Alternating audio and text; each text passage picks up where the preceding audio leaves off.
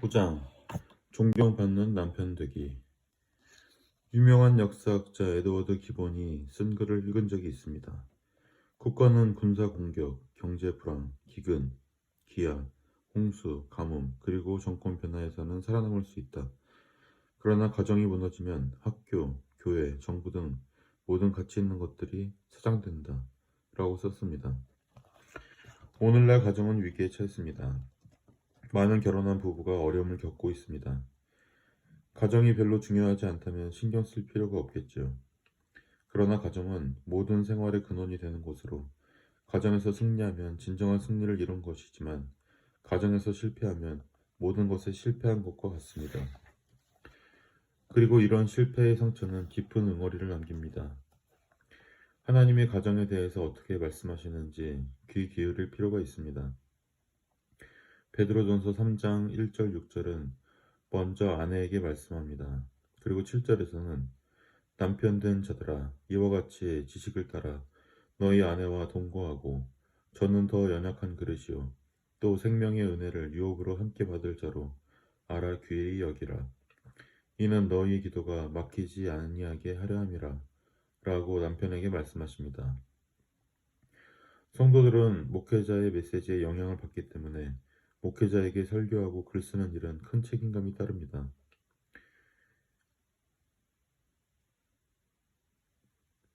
저번 주 저는 베드로전서를 읽으며 묵상했습니다.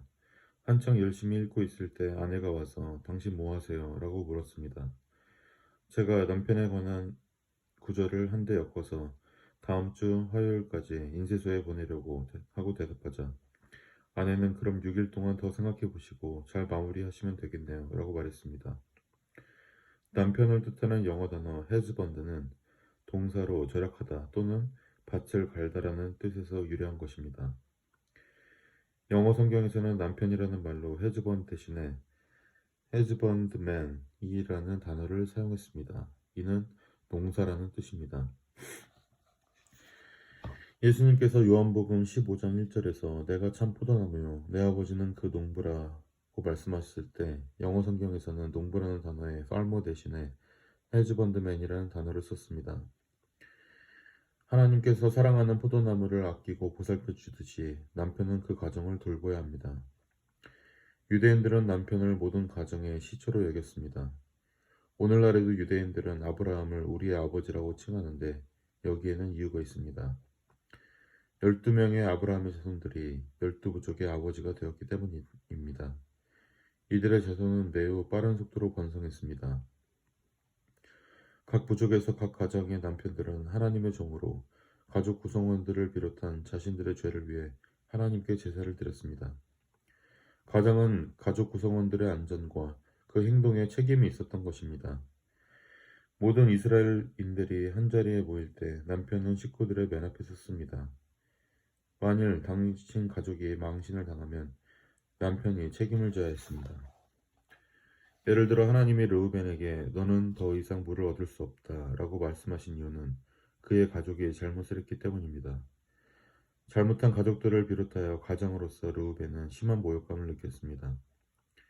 내가 남편입니다 라고 하나님 앞에서 말하는 것은 상당한 책임감이 따르는 말입니다.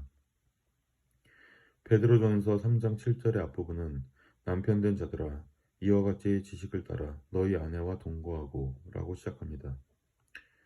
너희 아내와 동거하고 라는 말은 불필요하게 별거하지 말라는 뜻입니다.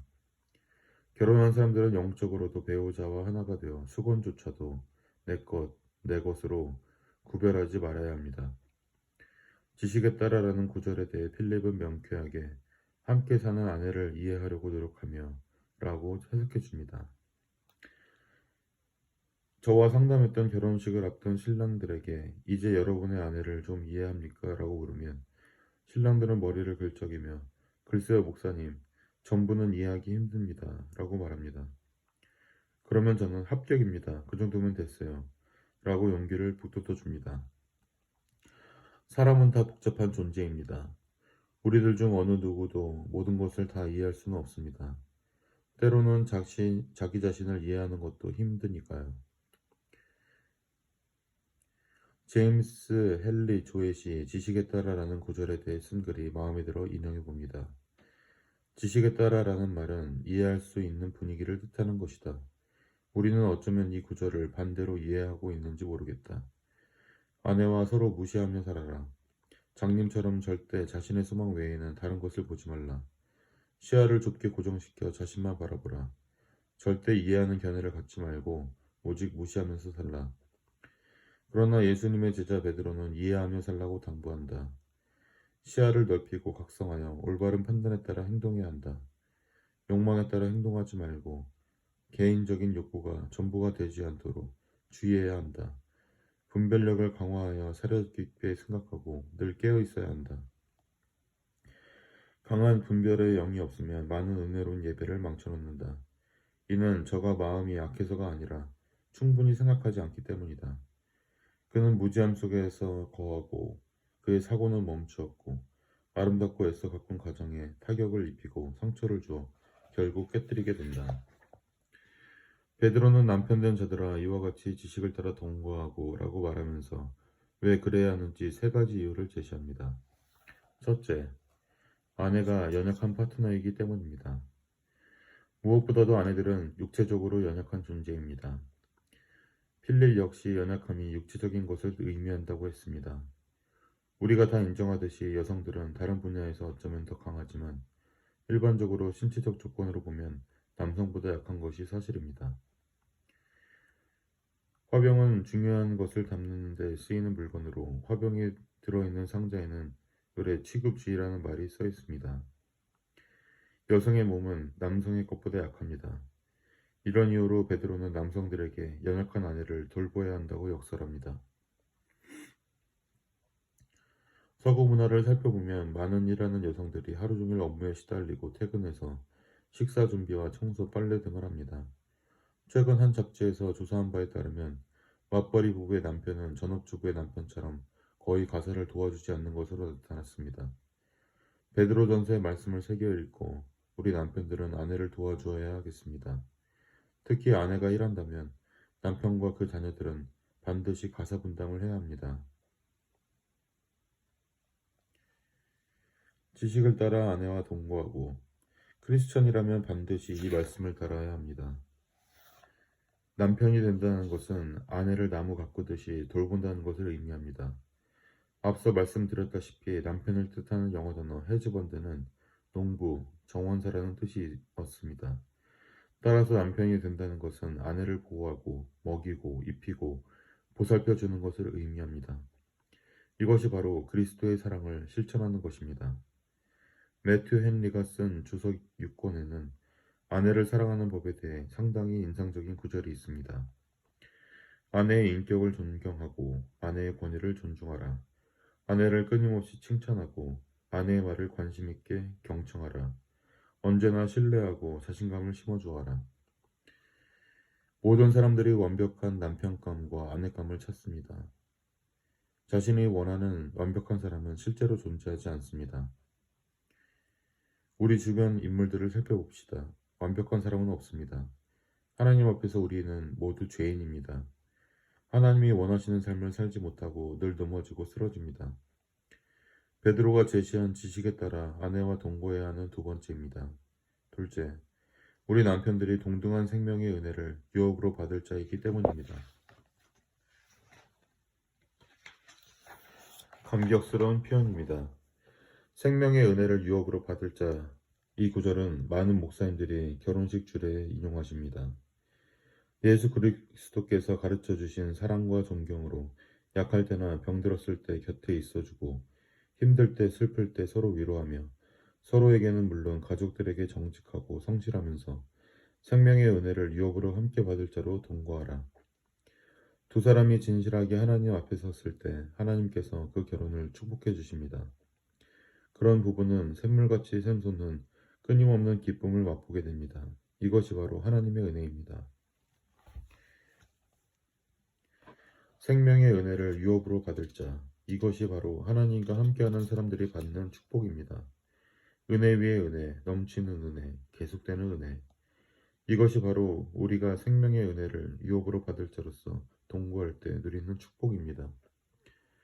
하나님의 은혜야말로 가족 간의 유대를 결속시키고 하나님 안에서 쓰임받을 수 있도록 해줍니다. 베드로전서 3장 7절에서 쓴 상속자란 단어는 고인의 후계자로 큰 돈을 받는 상속이 아니라 부유한 고인으로부터 계속적으로 부족함이 없이 상속받는 것을 뜻합니다. 예수님은 우리를 위하여 돌아가셨고 우리는 끊임없이 예수님의 은혜와 부유함을 받고 있습니다. 결혼 생활에 있어서도 우리는 은혜의 상속자입니다. 만일 예수 그리스도를 여러분 마음에 영접하지 않았다면 하나님의 은혜 안에 사로잡혀 있는 사람들이 누리는 풍성한 은혜에 대해서 알지 못했을 것입니다.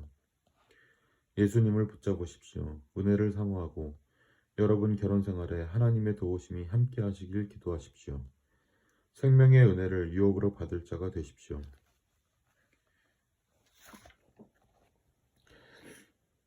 어떤 결혼은 차갑게 식어갑니다. 내 것짜리 만화를 본 적이 있는데 남편이 신문을 보고 소파에 앉아있고 아내는 반대편에서 그런 남편을 애타게 바라보고 있습니다. 어떤 질문을 했습니다. 남편이 신문을 내려놓고 물론 당신 사랑하지. 그런데 때론 그게 무거운 의무 같기도 해 라고 말합니다. 결혼은 고생하며 향해하는 망망대해에 떠있는 배와 같습니다. 아침에 함께 눈뜨고 같이 시간을 보내고 저녁에 같이 잠자리에 들어서 다음날 함께 일어나고 그러나 매일 같은 자리에 있지 않습니다.